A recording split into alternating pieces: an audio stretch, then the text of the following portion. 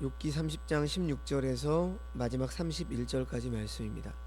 욥기에서 자주 발견하는 패턴 중에 하나는 과거와 현재 혹은 미래와 현재를 왔다 갔다 하는 것입니다.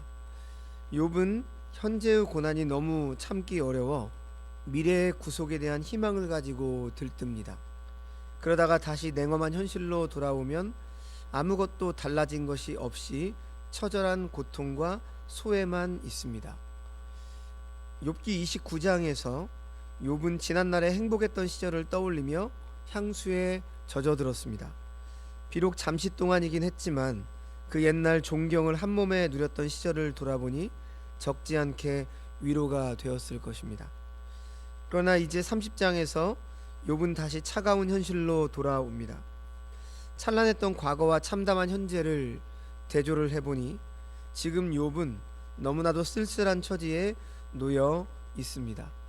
그래서 욥은 비통하기 짝이 없는 어조로 현재의 고통을 탄식하고 있습니다.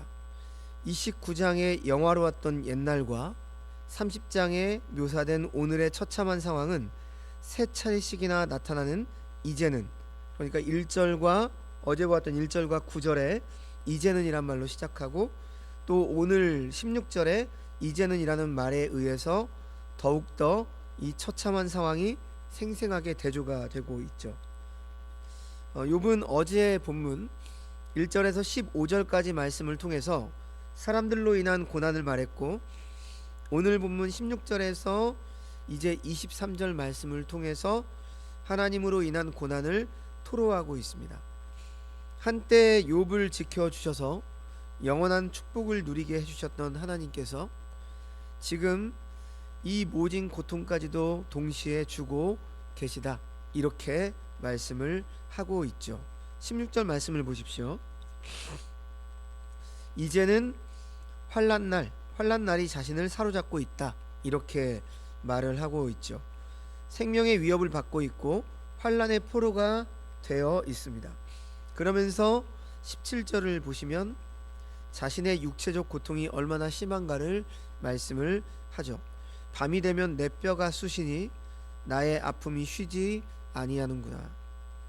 19절 말씀에 하나님께서 자신을 진흙 속에 수렁 속에 던지셨고 자신을 티끌과 재 같게 하셨다, 이렇게 고백을 하고 있습니다. 욥기를 통틀어서 진흙이라는 말이 약 24번 정도 등장하고 또 쓰레기 혹은 재라고 하는 표현들이 종종 나오는데요. 이러한 진흙이라고 하는 표현은 창조의 하찮은 존재, 이것을 좀 뜻하고 있고요. 후자인 쓰레기와 재라고 하는 그런 표현은 죽음의 허무함, 이런 것들을 상징하는 표현이죠. 그래서 결국 인간이 아무것도 아니다, 이러한 공공함을 상징하는 말들입니다. 지금 욥은 이런 표현을 통해서 자신의 삶이, 그리고 인간이라고 하는 존재가 아무것도 아닌 정말 그러한 존재임을 지금 그렇게 고백을 하고 있는 거죠. 이런 상황 가운데서 욥은 어떻게 했는가? 20절 말씀을 보시면 내가 주께 부르짖으나 주께서 대답하지 아니하시오며 내가 섰사오나 주께서 나를 돌아보지 아니하시니이다. 욥은 하나님께 기도합니다. 그리고 부르짖죠. 누가 하라고 해서가 아니라 욥은 하나님을 경외하는 사람이었기 때문에 그렇게 한 것입니다. 그러나 하나님으로부터 오는 대답과 응답이 없는 것이죠. 하나님의 침묵만이 있습니다. 여기에서 욥은 하나님으로부터 거절당하고 있는 듯한 느낌을 받고 있죠. 하나님께서 자신을 외면하고 있다고 생각을 합니다. 이것이 욥에게 가장 큰 영적인 고통이었습니다. 욥은 현재 자신이 받고 있는 고난이 하나님으로부터 왔다고 생각을 했습니다. 그래서 그는 하나님께 부르짖었지만 하나님께서는 대답하지 않으십니다. 그래서 21절에 주께서 돌이켜 자신에게 잔혹하게 하신다, 그리고 힘있는 손으로 자신을 대적하고 있다, 이렇게 고백을 하죠. 그리고 22절에 하나님께서 무서운 힘으로 자신을 던져버리신다, 이렇게 말합니다. 자신이 당하고 있는 고통을 잔혹하다고 욥은 생각하고 있는 거죠. 그리고 23절을 보시면 욥은 결국 자신에게 죽음이 올 것이라고 말을 합니다. 내가 아나이다. 주께서 나를 죽게 하사 모든 생물을 위하여 정한 집으로 돌려보내시리이다.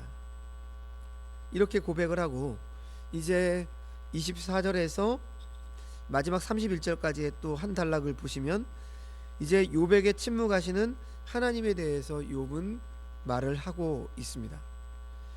우리가 성경을 보면 가끔 하나님께서 침묵하시는 내용이 나오죠.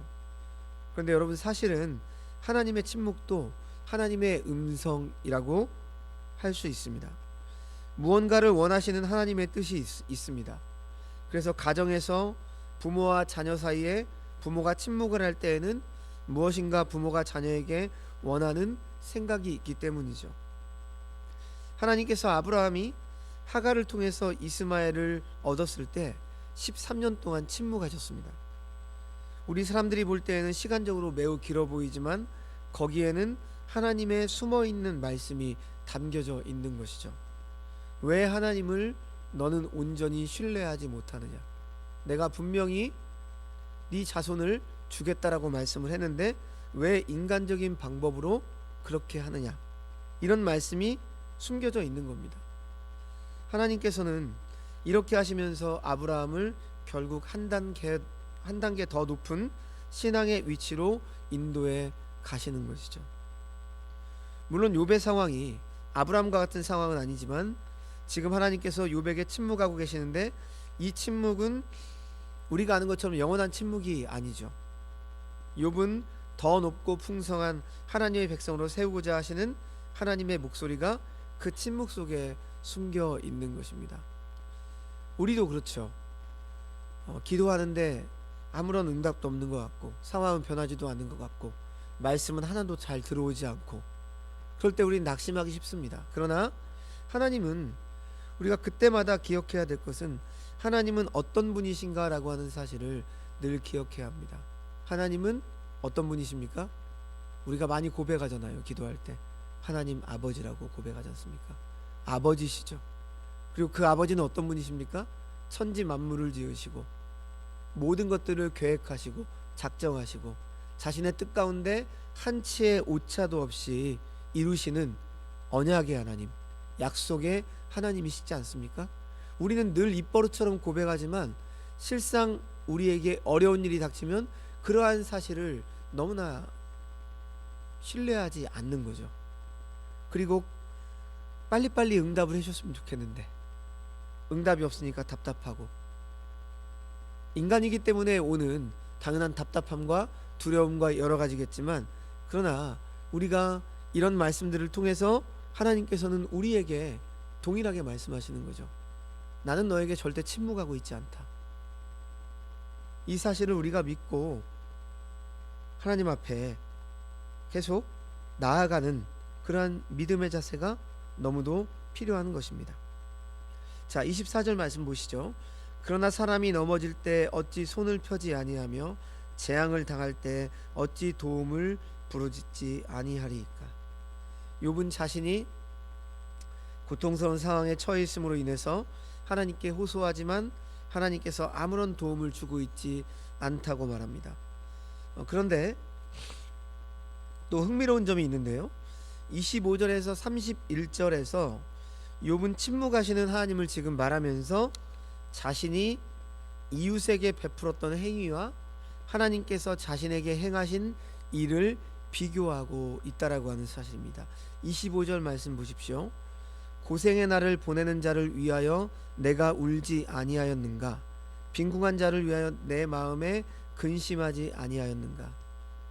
우리가 이미 29장에서 살펴봤던 것처럼 욥은 어떤 사람이었습니까?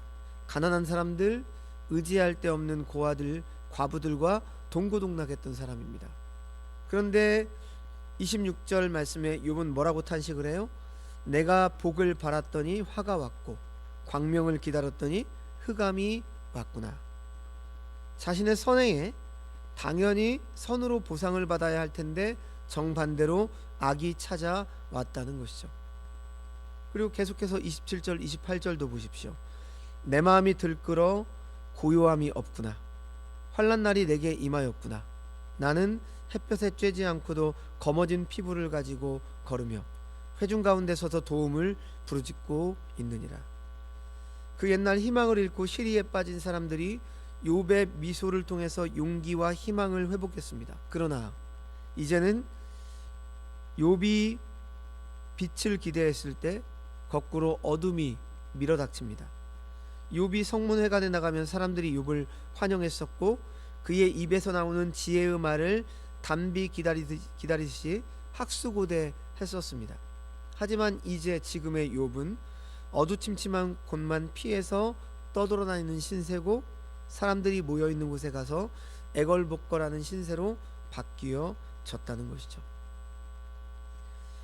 욥이 햇볕을 쬐지 않았는데도 불구하고 고통으로 인하여 피부가 검어졌다는 겁니다. 피부가 검어졌을 뿐만 아니라 굳어서 떨어지기도 한다는 것이죠. 또한 뼈가 통증으로 인해 타는 듯하다는 것입니다. 자신의 입장을 회중 앞에서 설명하고 누가 도와줄 사람이 있을 것이라는 기대감을 가지고 일어서지만 철저히 외면을 당했다라고 고백하고 있습니다. 마지막 29절에서 31절 말씀도 보십시오. 나는 이리의 형제요 타조의 벗이로구나. 나를 덮고 있는 피부는 검어졌고 내 뼈는 열기로 말미암아 탔구나. 내 수금은 통곡이 되었고 내 피리는 애곡이 되었구나. 욥은 고통에 겨워 신음하듯이 울부짖는 이리의 형제들처럼 애처롭게 울어대는 타조의 친구처럼 되어서 자기가 자기 목소리를 들어봐도 구슬프고 외롭기 짝이 없는 것이죠. 비통하고 애달픈 고독의 사람이 되었다는 것입니다. 담비를 몰고 다녔던 화사한 시절은 가고 살갗이 햇빛에 검게 타서 벗겨지고 뼈는 열을 받아서 다 녹아버렸다. 자기의 심정을 말하고 있죠. 욥은 한때 슬퍼하는 사람들을 위로해 주었었는데 지금 수금 소리는 통곡으로 바뀌었고 피리 소리는 애곡으로 변했다. 욥은 이렇게 탄식하며 절망하고 있습니다. 자, 말씀을 정리하죠. 하나님에 대한 믿음이 흔들리지 않았던 욥이었음에도 불구하고 욥이 그토록 하나님께서 자신을 외면하고 방치하셨다고 토로했던 이유는 자신이 그토록 하나님의 공의의 판결을 요청하고 자신의 고통을 돌아봐 달라고 기도했지만 그 간구에 대한 신속한 응답을 얻지 못했기 때문입니다. 침묵하시는 하나님. 하지만 하나님은 결코 자기 백성의 기도를 외면하시는 분이 아니십니다. 다만 하나님의 섭리는 하나님의 시간, 하나님의 때를 따라 이루어지는 것이기 때문에 우리의 기대를 벗어나는 상황과 환경 앞에서 우리의 시간과 하나님의 시간이 다름을 우리는 기도하면서 받아들여야 되는 것입니다. 하나님의 때에 대해 생각하지 않는다면 하나님의 침묵은 하나님의 외면일 뿐이고 버림이기 때문에 이것은 곧 하나님을 향한 원망과 하나님의 신실하심에 대한 회의를 불러오게 되는 것이죠. 그러나 하나님은 욥을 결코 외면하지 않으셨음을 우리는 잘 알고 있습니다. 하나님은 비록 그러한 탄식 속에서도 끝까지 하나님에 대한 신앙을 버리지 않고 하나님을 찾고 또 찾았던 욥에게 응답하셨음을 우리는 욥기를 통해서 확인할 수 있습니다. 이것은 하나님께서는 당신을 경외하는 신실한 이들의 기도를 결코 외면하지 않으시는 분이라고 하는 사실이기 때문이죠. 욥의 인생이 지금 행복에서 고통으로 역전되었다라고 해도 우리는 욥의 결말을 알고 있습니다. 제가 누누이 강조하고 말씀드리지만 욥은 전체를 보아야 됩니다.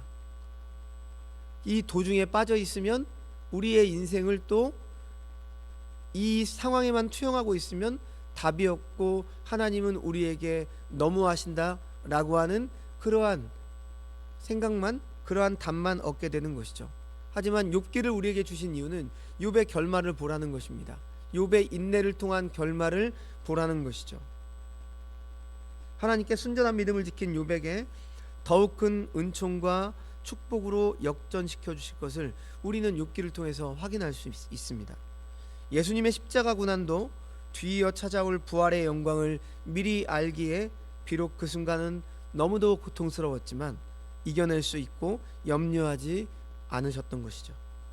그러므로 성도 여러분, 인생이 고난으로 역전되었다고 너무 낙심하거나 상심하지 마십시오. 끝까지 믿음으로 인내하십시오.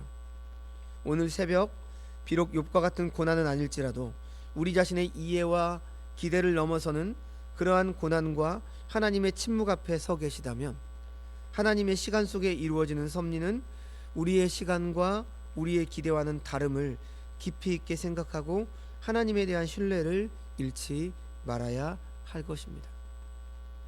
나의 길 오직 그가 하시나니 그가 나를 단련하신 후에 내가 순금처럼 나아오리다 라고 하는 이 고통 속에서도 하나님의 그 섭리, 그래서 자신을 마침내 단련하셔서 하나님 앞에 서게 할 그 순간을 욥은 기대하고 있습니다. 그러니까 욥의 이 고통은 허무한 게 아니죠. 우리도 마찬가지입니다. 우리의 인생길 가운데 여러 가지 고난, 여러 가지 모양, 슬픔을 만나더라도 하나님의 자녀임을 우리가 알고 있고 아버지께서 가장 좋은 것을 주실 줄을 우리가 믿고 있기 때문에 우리는 그 슬픔의 길을 걸어가는 동안에도 여전히 인내할 수 있고 힘을 얻을 수 있습니다. 제가 지난 주일에 말씀드렸던 그 말씀처럼 그래서 우리는 기도를 하는 것입니다. 그래서 우리는 기도를 통해서 하나님을 붙잡는 것이죠. 로마서 8장 18절의 말씀, 생각하건대 현재의 고난은 장차 우리에게 나타날 영광과 비교할 수 없도다. 이 말씀을 믿고 신뢰하는 가운데 인내로서 우리 인생길을 걸어가시는 주의 모든 백성들 되시기를 주님의 이름으로 축원합니다. 기도하겠습니다. 하나님 아버지, 우리의 이해를 벗어나는 상황과 환경 앞에서 하나님의 시간과 섭리에 대해 믿음 안에서 깊이 생각하게 하여 주옵소서. 그렇게 함으로 하나님에 대한 신뢰의 끈을 더욱 놓지 않고 하나님을 온전히 소망하게 하여 주옵소서. 그리하여 우리에게 닥쳐온 고난이 고난으로 끝나지 않고 그것이 연단의 재련수가 되어서 우리의 영혼 속에 소망으로 자리 잡게 하여 주옵소서. 예수님의 이름으로 기도합니다. 아멘.